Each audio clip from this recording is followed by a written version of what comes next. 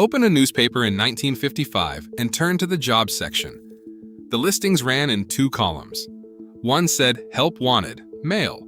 The other said, "Help wanted, female." A woman could only answer one of them. All the good jobs, the ones that paid enough to raise a family, were in the column she was not allowed to touch. They said it was just to help readers. It was a wall, printed fresh every morning, and the wall was only the front door. Once she was inside, the office decided when she could stand up, what her face could do, and what she would be paid to train the man who got promoted over her. Watch for the clock at number 6 that told her when she could use the bathroom, and the paycheck at number 2 that paid her less than the man she taught. This is a documented record. Hit the subscribe button. Number 25. The column she was allowed to answer.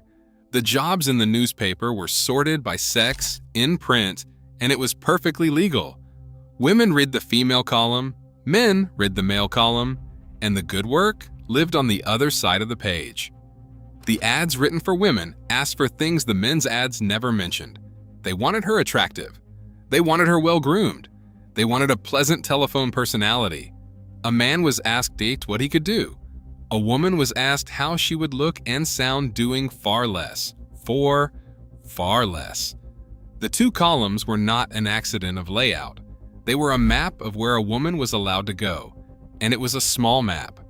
The separation would not be ruled unlawful for years, and until then, it sat on the breakfast table in every city in the country. Nobody had to defend the wall. The wall was simply how the page was printed. Number 24. The hat and the gloves. Before she typed a single word, she auditioned. She arrived for the interview in a conservative suit, a hat, and gloves, and she sat with her hands folded in her lap while she was looked over. Secretarial schools taught this as a skill, the same as shorthand. One school in Beverly Hills built its reputation on turning out young women who could pass for fashion models, and it drilled them on how to sit, how to enter a room, how to be pleasing before a word was spoken. She learned to present herself as an object that was easy to approve of. The interview was not really about whether she could do the work. Everyone assumed she could type. The question in the room was whether she was the right kind of pretty and the right kind of quiet. The appraisal came first, and it never fully ended. The typing came after. Number 23. The typing test. She was hired on a stopwatch. Words per minute at the keys, and shorthand taken at speed, while a man read aloud faster than seemed fair. The commercial colleges sold this training as her ticket into the office. And it was a real skill, hard-won over months of drills. But the ticket only went one place. She could type 90 flawless words a minute, and the ceiling above her did not move a single inch. Here is the quiet cruelty of it. The office measured her speed to the exact digit, tested it, timed it, and demanded it stay high. And then it fixed her pay at the same low figure no matter how fast she was. Her skill was checked constantly and rewarded never. They timed everything about her work, except the one thing that timing was supposed to earn her. Number 22. The grooming code. Her body was written into the job description. Training guides told her how to manage her skin, her makeup, and her jewelry, and treated all of it as a condition of employment rather than a private matter. A training guide in New Orleans from 1958 instructed women on cleansing and on wearing makeup to protect the skin from the elements, and warned them off large or ostentatious earrings. The advice was dressed up as being good for her health and her looks. Underneath, it was a standard she could fall short of. A man walked into that same office, and no one inspected his complexion or counted his jewelry. His face was simply his face. Hers was part of the product the company was selling, filed under grooming, and checked as routinely as her spelling. She was expected to arrive each day already finished, like the letters. Number 21. The single girl they preferred. For decades, marrying could cost a woman her job outright, a rule that at its peak reached more than half of all office jobs in the country. By the 1950s, That rule was finally collapsing. Abandoned as employers ran short of workers and could no longer afford to fire the competent ones for a wedding. But its shadow lingered at the desk. Firms still preferred to hire the single woman. They still read a wedding ring as a kind of resignation notice, still assumed she was only passing through on the way to a husband and a home. So even as the hard rule faded, the habit of mind it left behind stayed in the room, shaping who got hired and who got taken seriously. The bar itself was going into the drawer. The assumption underneath it stayed at the front desk, quietly deciding her future for her. Number 20, the personality quiz. She was screened on personality, a word that in practice meant whether she would be pleasant and whether she would make trouble. Training programs handed out quizzes meant to measure exactly that. One secretarial program in Waco, Texas, ran a personality quiz its students filled out, the sort of instrument that scored a young woman on charm, warmth, and agreeableness before she ever reached a real office. Think about what that test was actually for. Her competence was assumed to be teachable, a matter of drills and practice. Her temperament was the thing being graded, because the office wanted to know in advance how easy she would be to manage. A difficult answer was a wrong answer. The quiz was not looking for the sharpest woman in the room. It was looking for the most agreeable one, and it was honest enough to put that on paper. Number 19, the chipper mask.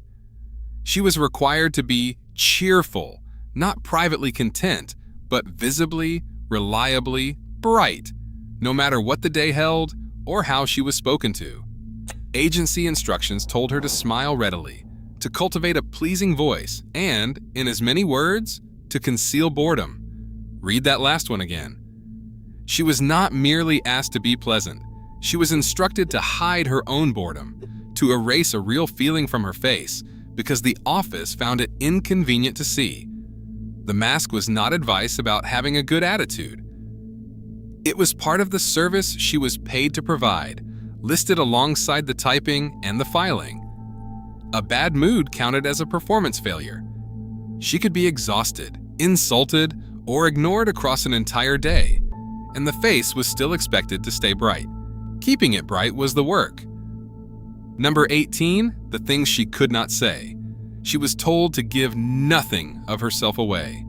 Reveal little about her own weekend, never gossip, and if someone tried to draw her out, steer the conversation back toward a senior man or back to the work in front of her. The office wanted her present and blank, a pleasant surface with no interior showing through. And yet, she was the one who heard everything. Sitting where she sat, taking the dictation, placing the calls, she knew the business and often the private lives of the men around her. Information flowed into her all day long. Almost none was allowed to flow back out, and none of her own was welcome.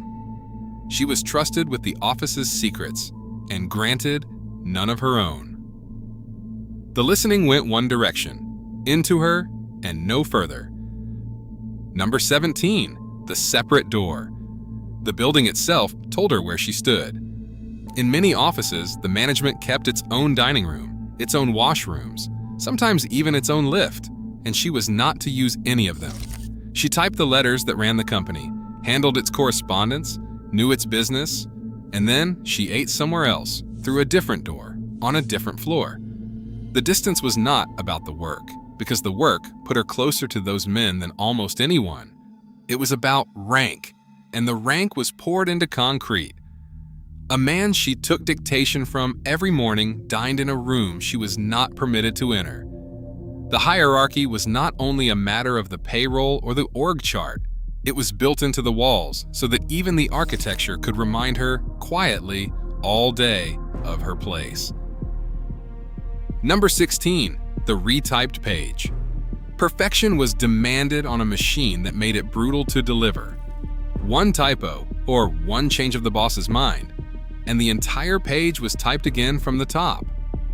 She worked in carbon copies and correction fluid, and she presented finished letters in a book for the man to read and sign.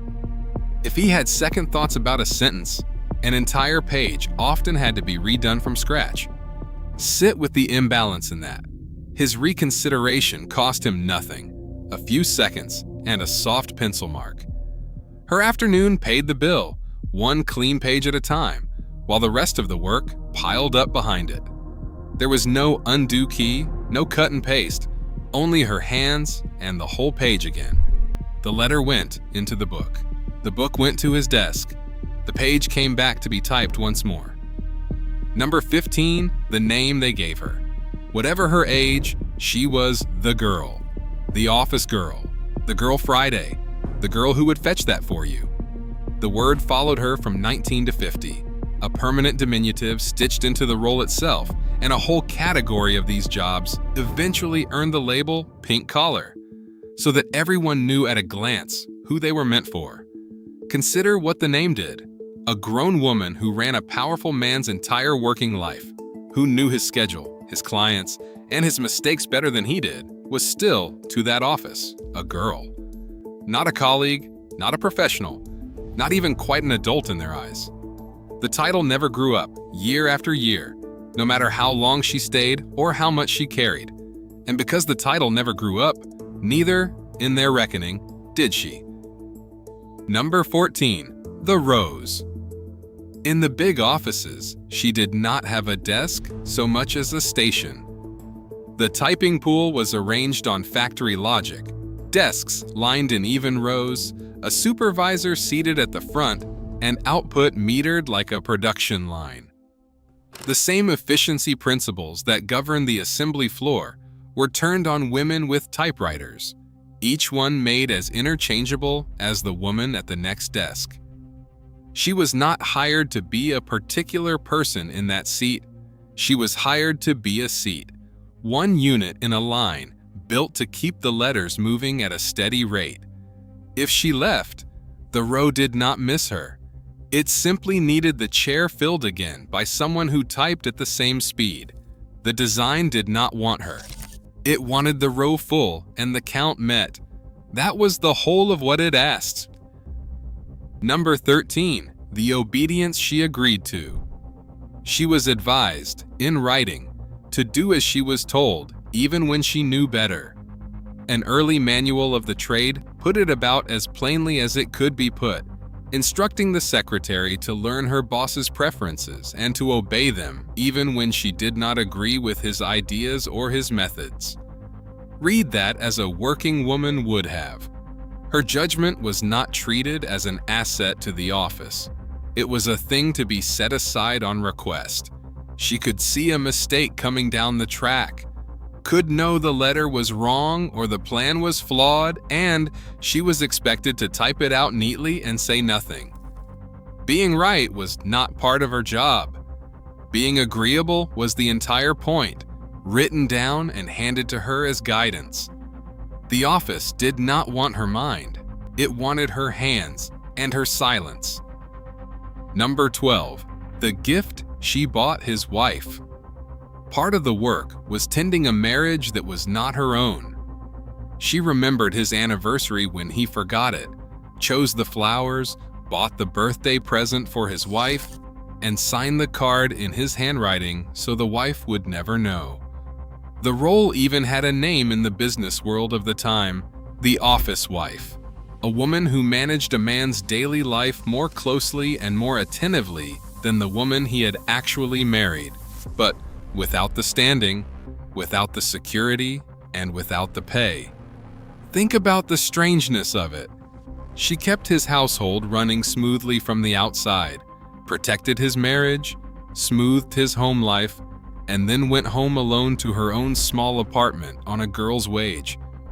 She did the wife's work for a man who was not her husband and received none of a wife's place in return. Number 11, the coffee, and she made the coffee. Every morning, on request, throughout the day, and it never once came back the other way. One historian of the profession called coffee the fault line of the whole arrangement, the plainest possible proof that the job was part office worker and part personal servant. The same logic that put the pot in her hands sent her out for his dry cleaning, his lunch, his errands, and sometimes even his children's appointments. None of that appeared in the skills she had trained for at commercial college. None of it required shorthand or a 90-word minute. All of it was simply expected, because expecting it was the point. The typing was the job she had been hired to do. The serving was the job she actually had, and everyone in the office understood which one really defined her. The coffee was never really about the coffee. It was about who fetched and who was fetched for. Look back at what we have counted so far. Every rule to this point shaped one of three things: how she looked, how she sounded, and how she served. The office set her face, her voice, her cheerfulness, her silence, and her coffee, all before it got anywhere near the quality of her actual work. None of this was hidden or whispered. It was printed in the training guides and taught openly in the schools. What follows is heavier, because from here, the office stops managing her surface and starts reaching into her body, her future, and her safety. Number 10. The clothes she was told to wear. Her wardrobe was not left to her own judgment. The expected uniform ran from head to toe: sheath dresses or skirts, stockings, and heels, with trousers simply not permitted on a woman in a proper office. The look was sold to her as glamour, a whole fashion built and marketed around the well-turned-out secretary, so that a rule could feel like a treat. But underneath the styling, it was still a rule, and it fell on her body, not on his. She stood all day, walked the corridors all day, and reached the high filing shelves all day, in the shoes the office preferred to see her in. Comfort was never the standard, and neither was practicality. The standard was how she looked while she did it. The men chose suits they could sit in for 8 hours. She wore what she was told to wear, and paid for it in her feet and her back. Number 9. The face that got her hired.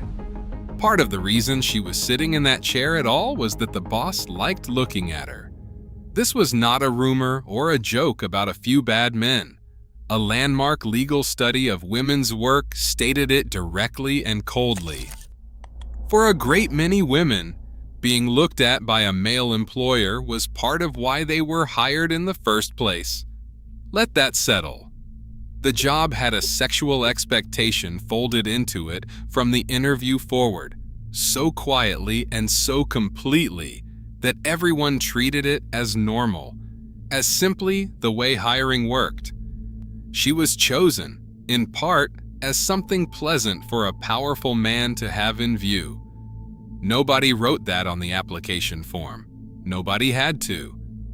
It was understood by the men who did the hiring and learned quickly by the women who needed the work. Her competence got her in the door. Her face is what opened it.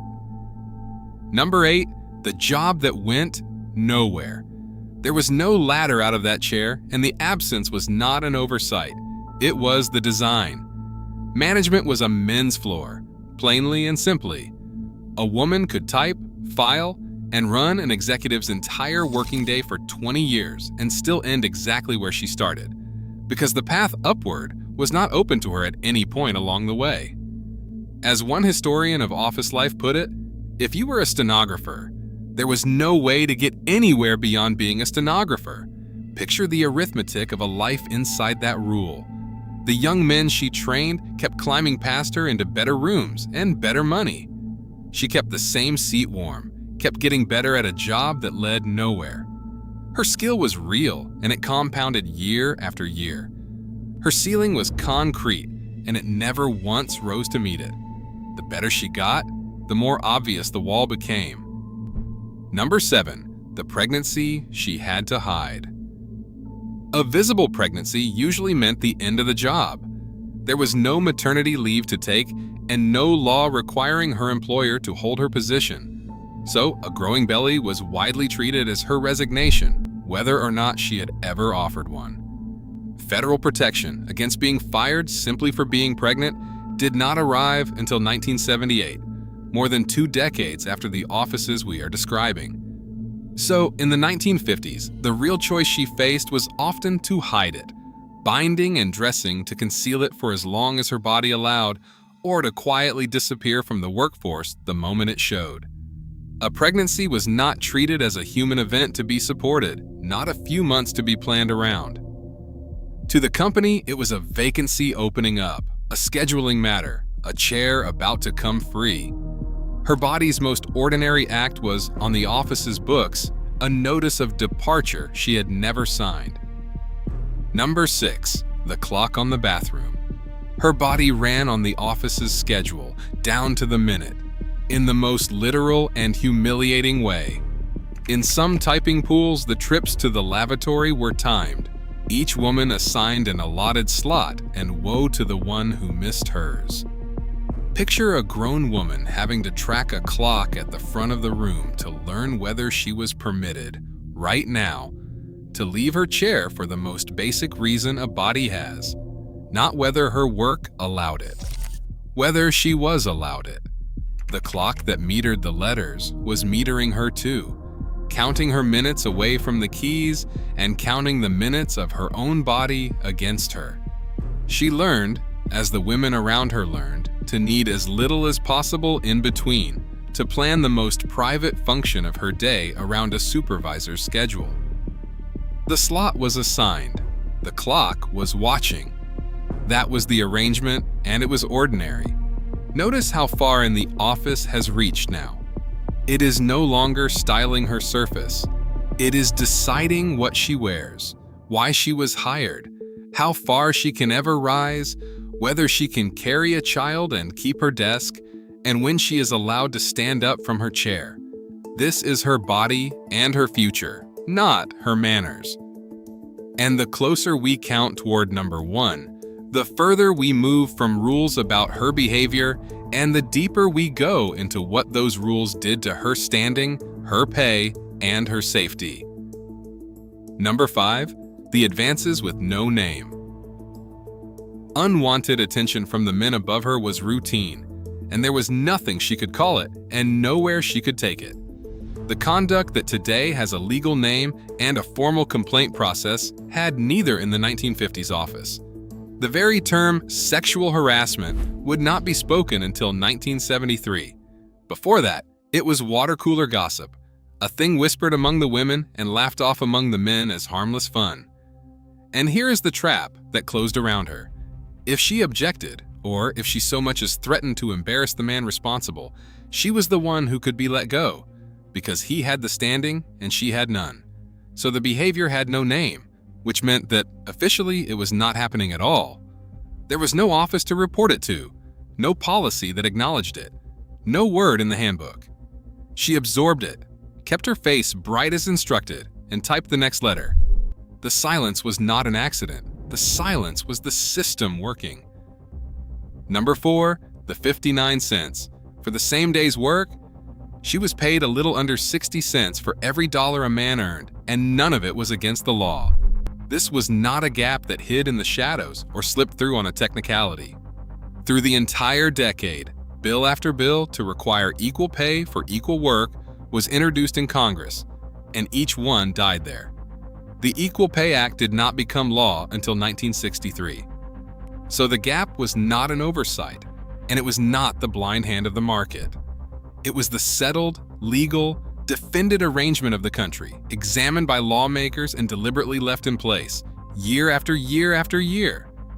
She could out-type a man, out-organize him, and cover for his mistakes, and still take home not much more than half of what he did, and everyone knew it, and it was fine. Nobody had to justify the number to her. The number was simply what a woman was worth on paper, and the paper was the law. Number 3, the office wife. Step back and look at the whole shape of what she was for. She was expected to be a wife to the office in every way, but the standing and the pay. Anticipating his needs before he named them, smoothing his moods, absorbing his temper, and keeping his entire day running so that he never had to think about how it ran. This was not one eccentric boss's demand. It had hardened into ordinary management wisdom, into the widely repeated belief that a good secretary grew closer to a man than his own wife, and that this closeness was exactly what the job was. One writer described what the boss actually wanted from her as something between a mother and a waitress. Hold those two words together. She gave a wife's care and a mother's patience and a servant's deference all day for a man who went home to someone else, and in return she received a girl's wage, a girl's name, and a girl's future, which is to say almost none at all. Number 2. The man she trained. Here is the arrangement at its cruelest, and it did not happen once in a while. It happened constantly, in office after office, as a matter of routine. A young man would be hired in fresh, often with less experience than she had, and she would be the one to train him.